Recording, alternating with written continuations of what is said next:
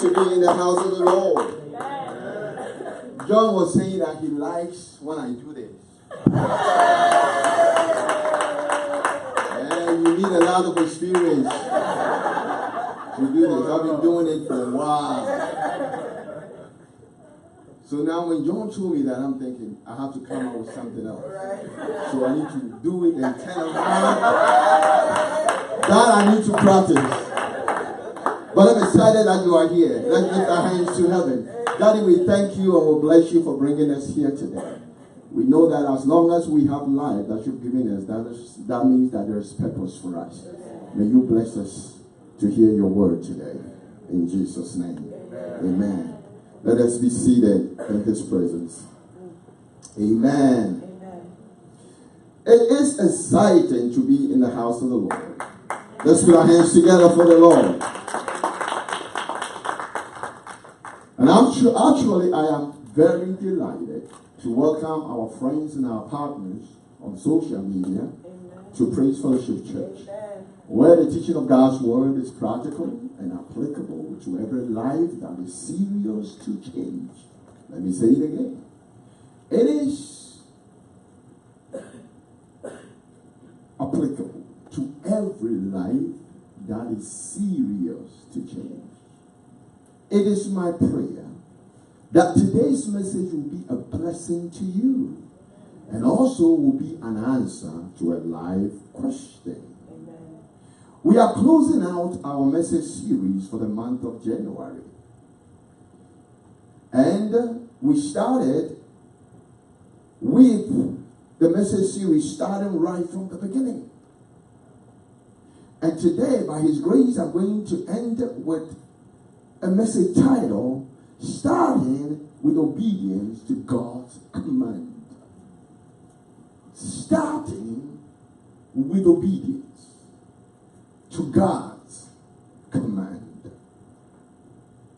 I was so excited to come to church today because when I was studying, the Lord started revealing stuff to me. And I could not believe what the Lord was showing me. And all what I could say to myself is God really loves us. For us to be in this time and in these seasons in our lives, for him to instruct us directly from heaven what we must do to make it in this world. Without much saying, I want to first lay down some foundational pieces. We are talking about obedience. That you need to start with obedience to God's command. And that is critical. So foundational principles that I need to lay down. Number one, it is wise to listen and to obey to the one who has been there and done that before. It is wise to listen and to obey to the one that has done that and been there before. Because he has done that and he's been there before. So he knows what's up and he can tell you what's up.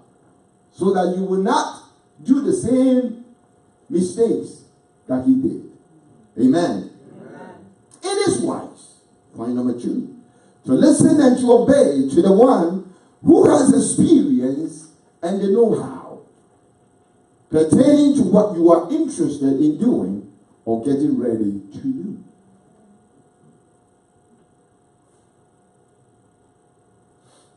Point number 3.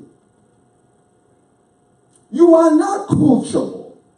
Let me say it again. You are not coachable if you are not obedient. Let me say it again. You are not coachable if you are not obedient. You can have a talent. Amen. And if you do not allow yourself to be coached, your talent will not become a skill. And if you have a raw talent, that's all it is. It's crude. It's not refined. So you can attract just a little bitty people.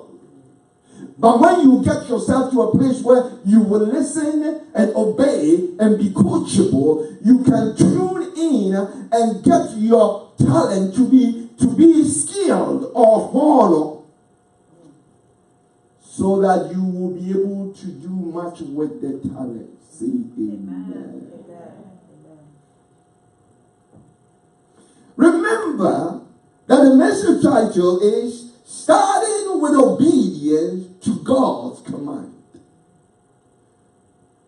Let's go to the book of Psalm 119, verse 98.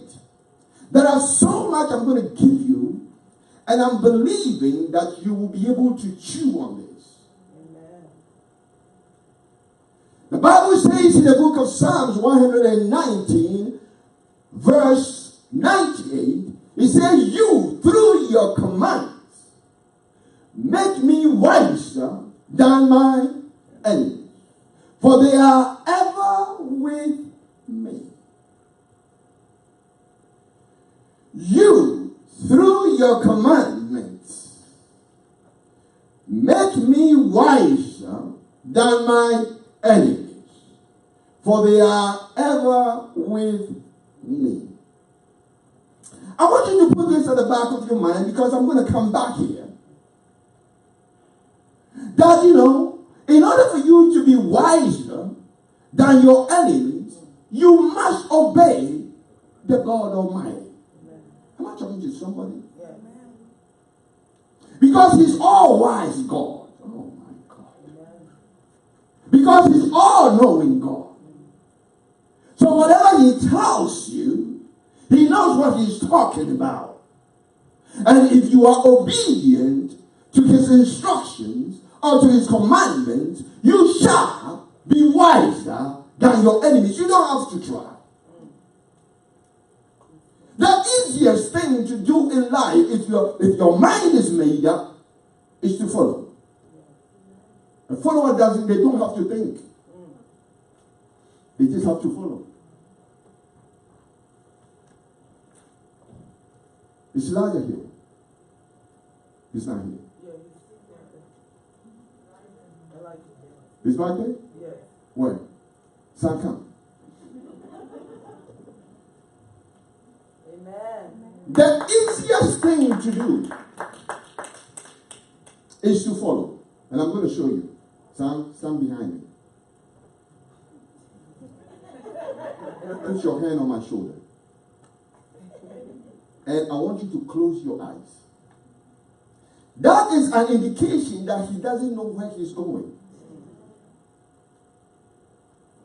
So when I move, you move.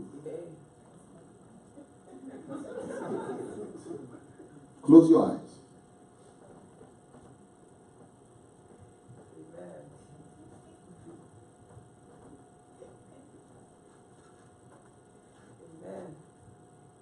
Okay, thank you. Go sit down. What I demonstrated here is to let you know that you do not know a good day from a bad day, because you don't know what is going to happen an hour from now. And you don't know what is going to happen tomorrow. But there is one who knows. Who is going to tell you this is the way you should go. And if you decide to follow, then there is you don't need no brain. All what you need to do is to follow. actually what you need to do is in the instruction. Oh my goodness. There's no other thing. When the instruction was given to you, what you need to do is in the instruction. We make it complicated. He gives us the instruction. Then you call your friends in Africa and people in other nations, and you say, pray. Tell me what the Lord is saying. That God Almighty already told you. The reason you are doing that is because you don't want to follow. So you pray that your friend who doesn't hear from God will come and say, no, this thing is your mind. Amen. But in this life, if you want to make it, because we don't know where we're going, and we don't know where to step, and we don't know a good day from a bad day, then we must obey God Almighty. Let us go to the book of 1 Samuel. I'm going to show you some stuff. Chapter 15. I'm going to be reading and I'm going to move and read and move. I hope you're going to be following me, because the stuff I'm going to show you, if you listen and you obey him, this year will be the best year of your life. Let's put our hands together.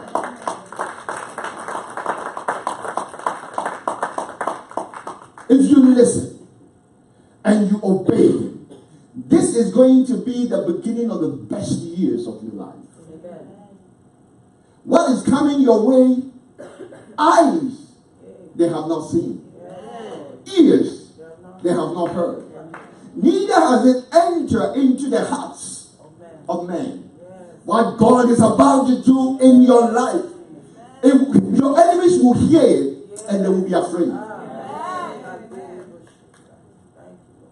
The Bible says when God took the people of Israel from Egypt on that way to the promised land, the miracles that he did, the surrounding nations heard and they were afraid. They were so afraid when they heard, when Jericho heard that the people of Israel, they have come around them, they closed all the wall. Yet, the walls fell. What he's about to do in your life, beginning this year, if only you will obey him, your enemies will hear and they will be afraid.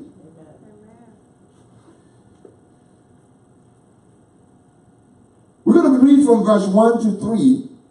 I'm going to teach and we're going to jump around. I'm going to teach, I'm going to jump around. I want you to listen to me. Pearl, can you read for me? Samuel also said to Saul, "The Lord sent me to anoint you king over his people, over Israel. Now, therefore, heed the voice of the words of the Lord." Did you hear that? So Samuel is telling Saul, Saul, God sent me to anoint you to be king over his people, not your people. Over what? His people, Israel. Now, therefore, heed, you know what that means? Listen. The voice of the words of the Lord. Let's continue. Let's go to. Thus says the Lord of hosts, "I will punish Amalek for what he did to Israel, how he ambushed him on the way when he came up from Egypt." So Amalek ambushed Israel when they were coming from Egypt to the promised land. So God says, now that I have started this kingship, I want you to punish them. Listen to me. Listen to me. Listen to me. He make alive and he kills. The world doesn't revolve around me. If I decide I will not obey him, he will pick somebody else to preach his word. I'm not the greatest thing in the world. I am just piece of his plan. If I decide to stay where I am, I will always be plugged in his plan. I'm not talking to somebody else. But if I decide that I am bigger than the one who is doing it, then he can leave me out of the picture and bring somebody else and begin to use that person mightily. I don't know where you are in life. Maybe you think the world revolves around you. No. You are peace in the whole big picture. Just flow with him and obey him, and he will make you king over his people. Amen. He says, punish them. Let's go to verse 3. Now go and attack Amalek and utterly destroy all that they have, and do not spare them, but kill both man and woman, infant and nursing child, ox and sheep, camel and donkey. Now God has given an instruction that this instruction is not getting you to be confused. It's a detailed instruction. These are the people. These are the things I want you to do. Do this, do that, do that, do that, do that. God spelled it out exactly what to do. So therefore, I have come to understand when instruction is given, it gives you exactly what you need to do. Oh, let me say it again. You know, when people saying I'm confused, it's because they don't want to do it. Because the purpose of an instruction is to instruct you to do. And it will tell you exactly what you need to do.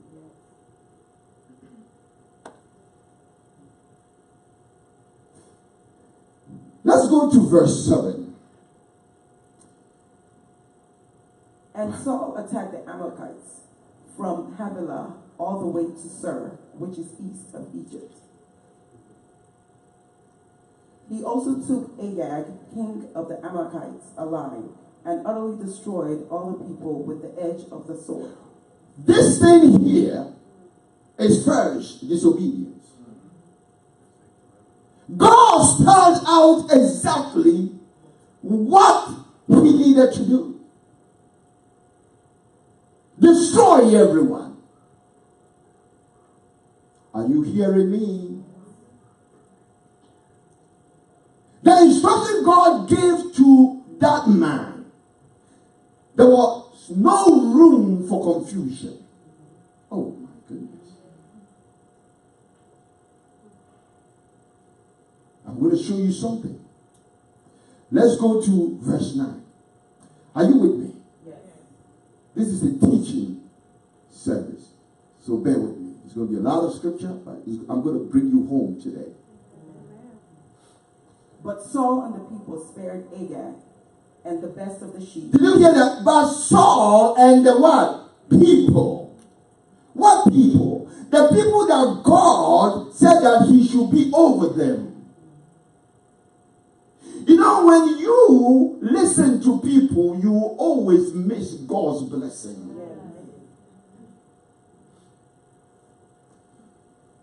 Because when Saul was being instructed by Samuel, the prophet of God, the people were not there. For some of you, God will speak to you in your bedroom, and the people were not there. But what the people will say, contrary to what God said to you in your bedroom, is what you will do. That means you are submitting to the people, and neglecting and rejecting the one who called you. Am I talking to somebody this morning? Are you hearing my voice? Are you understanding me? God cannot call you and give you an instruction, and you turn around to the people and you listen to the advice of the people and you do what the people told you to do. That is an abomination. That means you cannot be used by God. Let's continue. And the best of the sheep, the oxen, the fatlings, the lambs, and all that was good, and were unwilling to utterly destroy them. But everything despised and worthless that they utterly destroyed. So on the surface, what the people saw it was good, God has already condemned.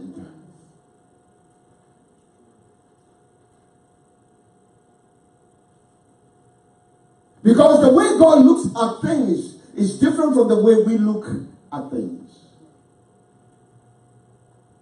The Lord told him, destroy everything.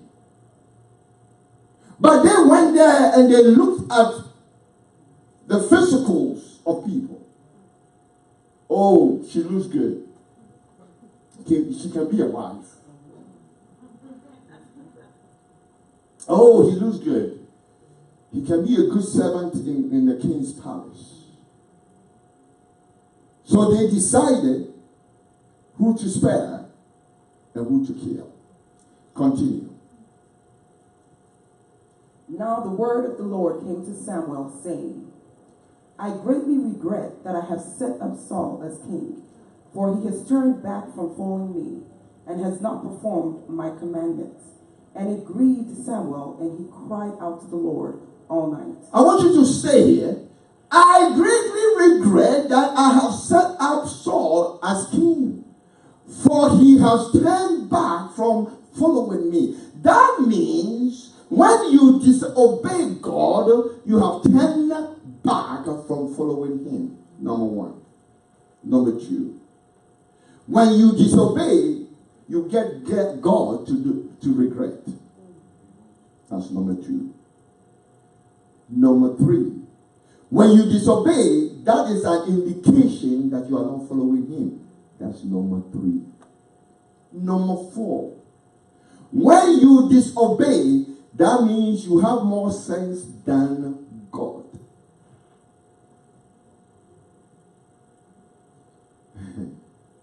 Are you hearing me? There are so many people, they are in where they are. Predicaments. Hardships. Back against the wall. Why? Because of disobedience. They are disobedient people. They don't want to hear words from God.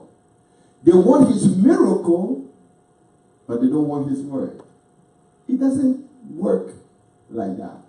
If you want his miracle, you should really want his word. And in his word, there are instructions. And in that instructions, he is expecting you to obey or to follow. Amen. He said that he has not performed my commandments. And it grieved Samuel. You know why? Because Samuel was the prophet that God told to go anoint Saul to be the king of Israel. Saul came from the smallest tribe. He was considered to be the least.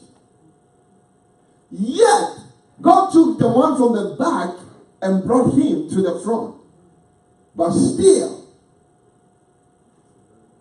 man disobeyed. I pray that you will not do that in Jesus' name.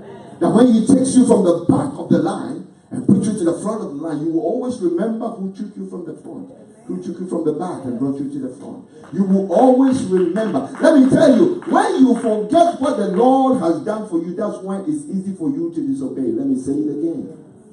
Whenever you forget what the Lord has done for you, it's easy for you to disobey.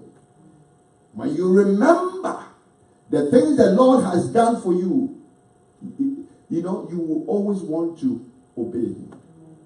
Remember when you were in a tight corner that nobody will help you. Your friends deserted you. Your friends who used to call you daily stopped calling you. Why? Because they don't want your trouble. And God had mercy on you and brought you to a place where it's better than before. And you went back and hung out with the friends again. And now you're too busy for church.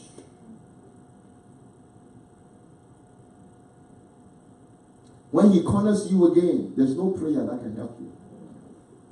Because I have learned that the only one that answers prayer is God. The Bible says, who saith a thing for it to come to pass if the Lord has not commanded it? Let's continue. Let's continue. So when Samuel rose early in the morning to meet Saul, it was told Samuel, saying, Saul went to Carmel, and indeed he set up a monument for himself, and he has gone on around, passed by, and gone down to Gilgal. Let's continue. Then Samuel said to Saul, and Saul said to him, Blessed are you of the Lord. I have performed the commandments of the Lord. Okay, so now Saul, upon disobedience, he's also lying. Let me show you one sign. People that lie, they also disobey. Let me say it again. People that are they don't have no issues lying. There's some people, they will lie straight face, bold lie, looking at your eyes. They will not hide. Those people, run from them because they will also disobey God. You join them, you are joining trouble.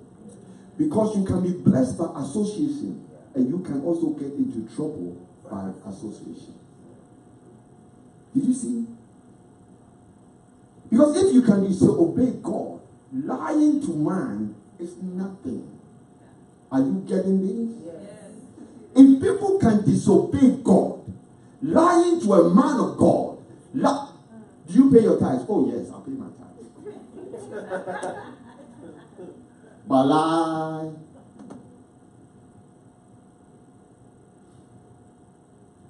Are you taking care of your wife? Oh, I love my wife. I love my wife very dearly. But lie. It's a tiger in the house. When he steps in, the wife doesn't even know where to hide. They forget that the Bible says that the man who finds a wife finds a good thing and obtains favor from the Lord. Yeah, macho.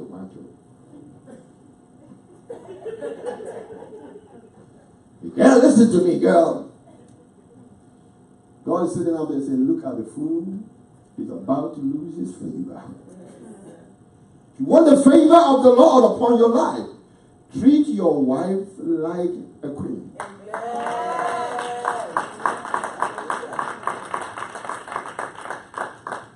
I know people hate me because I love my wife. I don't care.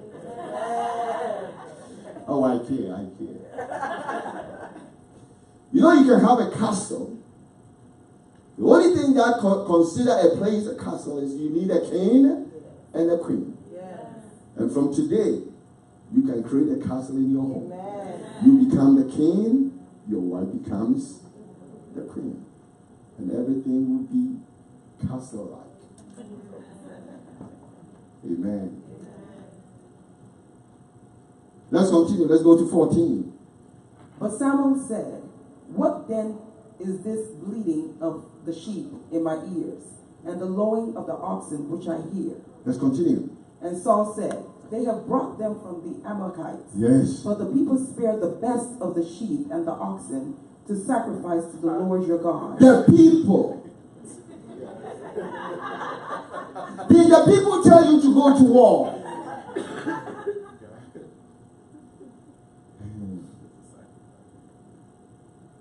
the people spared the best. How do you know it's the best? Man, there are some people, they look good. Man, you marry them, oh, you will regret. You'll be like, what happened? God, you should have talked to me. God spoke to you, stay away. But your eyes is telling you, this woman, I don't catch her now. Somebody will catch her. Let somebody catch her. Beautiful. Lipstick. Like 3 coats. Eyeshadow. What's the eyeshadow? It's the eyelash. Eyelids. You see, I don't know. They have it all straightened up, looking at you.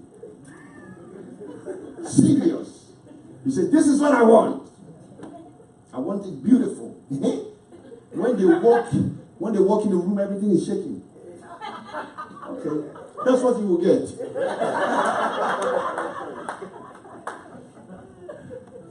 And then you go to God, deliver me. God will not deliver you. He warned you. Cut your coat according to your size. Now you're looking for 3 jobs. The demand of that woman, beautiful. You think it's easy to keep beauty? It's not easy. Lipstick costs money. Lip shine costs money. Extension of hair costs money. High heel costs money. Good dress costs money. Right, Natasha? Amen. Count your money before you get it. Okay, let's continue. I just wanted you to laugh a little bit. Then Samuel said to Saul, be quiet, and I will tell you what the Lord said to me last night. Samuel is mad. And he said to him, speak on. So Samuel said, when were you little in your own eyes? Were you not head of the tribes of Israel? And did not the Lord anoint you king over Israel?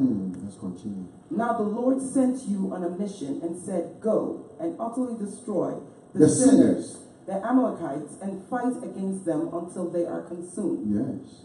Why then did you not obey the voice of the Lord?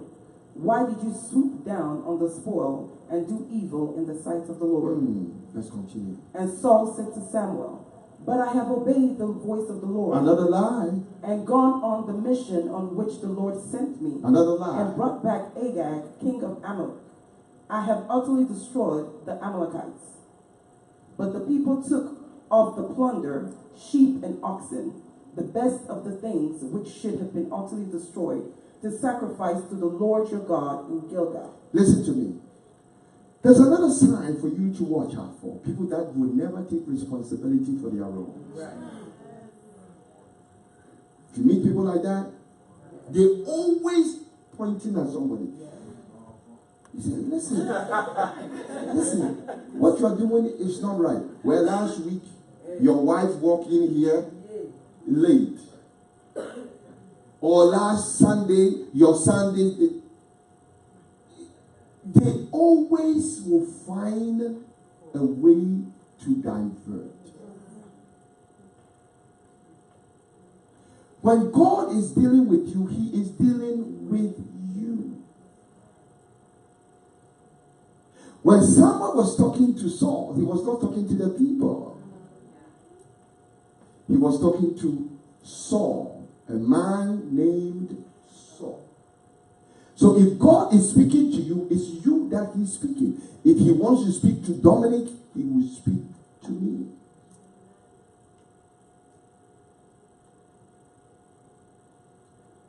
So listen to me very carefully.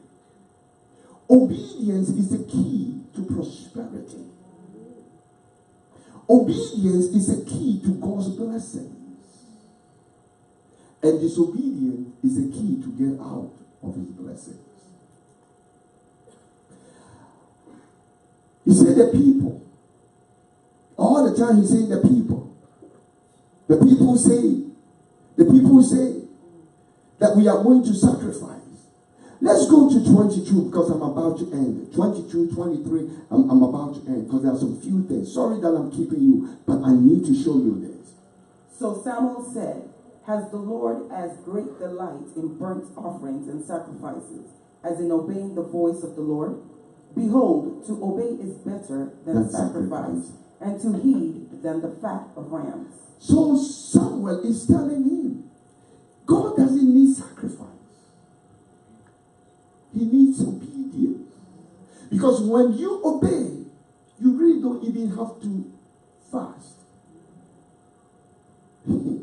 Because his obedience, when you obey him, it leads you to his blessings. The instructions in the word he gives you, those instructions, they are going to lead you to his blessing. You don't need to do anything. Did you see what I did with my son? When he didn't know what he was doing, where he was going, I told him, son, just follow me. And I was taking him exactly where he needed to go. He didn't need to pray for this. Elijah didn't need to be, oh God, let my daddy lead me to where I should go. No. When you obey, his blessings are automatic. Like when you put your car on a dry shift, drive. It just drives. It will drive until you change it to park. If you don't change it to park and you want to park, it will still be going. You're like, hey, the car is moving. Well, you didn't put it on park. Are you hearing me? The instructions of God will lead you to his what? Blessings. Let's continue. 23. For rebellion is as the sin of witchcraft. Rebellion is as the sin of what? Witchcraft. And stubbornness is as iniquity and idolatry. Did you hear that?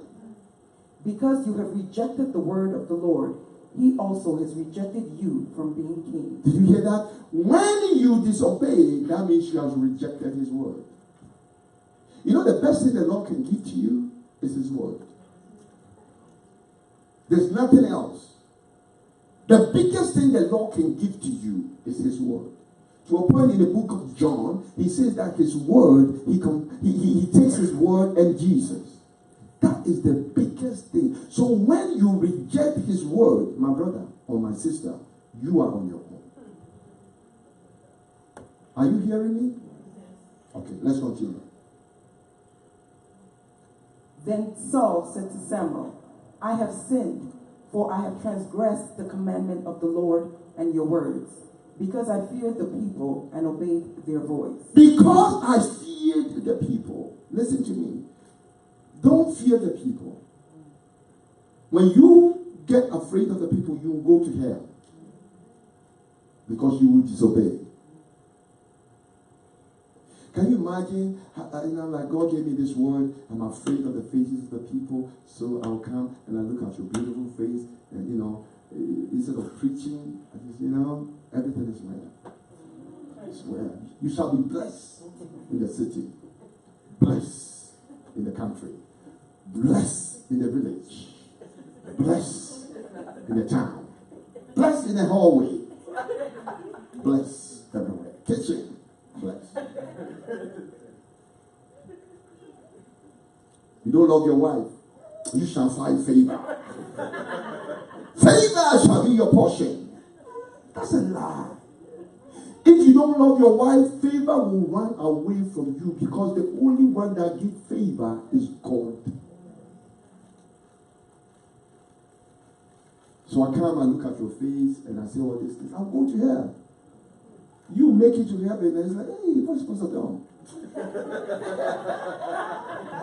That will not be my portion. That will not be my portion. All your beautiful face, your handsome face, I won't look at it. As a matter of fact, when I'm preaching, I don't even look at it. I look here. I look through the light. I don't want to see your face. Let's continue.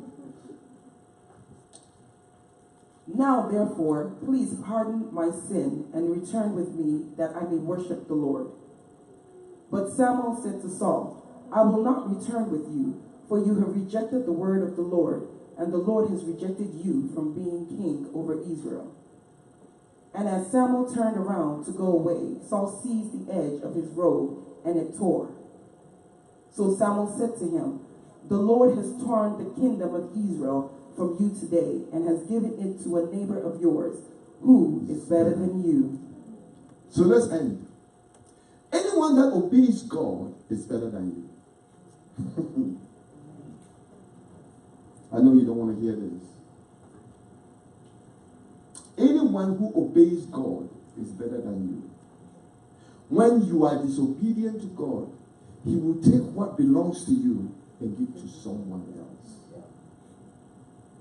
Let me say it again. For some of you, you've been very disobedient. So He has taken your husbands and given to someone. You'll be thinking, how did this girl, I am beautiful, I can walk it, because you've been disobedient in certain areas of your life. Are you hearing me? Yes. When you become disobedient, your blessing, you'll be like, I have talent. How come, this person that is doing this, I'm better than that. You know why? Because it's God who gives favor. Yes. And anyone that obeys is a better person than you. Yes. And when you disobey, He will take what belongs to you and give it to someone who obeys. Yes. I want to end today. This year we are starting. And this year God has some blessings for you. And I don't want you to allow it to go to anyone else. And you can start by obedience to His word. And you'll be amazed what He's going to do with your life this year. Let's put our hands together. Together.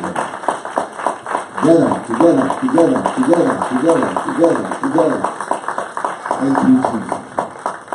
Thank you. Amen. We are about to get our tithes and offerings.